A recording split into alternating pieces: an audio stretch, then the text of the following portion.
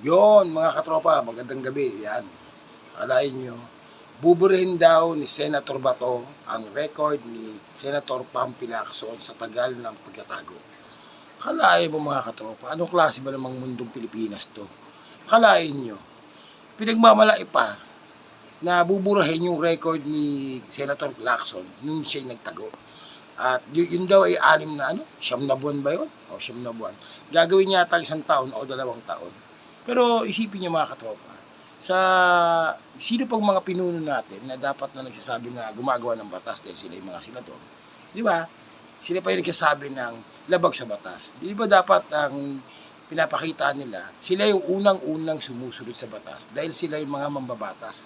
Sila yung tinatawag na mambabatas. Pero ano nangyayari mga katropa? Parang sinasabi nila na sila yung mambubutas. Bakit? Kasi pinagmamalaki pa nila na lalagpasan nila ang mga record ng pagkatago. Yak, di ba? Yaki-yaki. Kawawang Pinoy. Pinoy, magising ka na.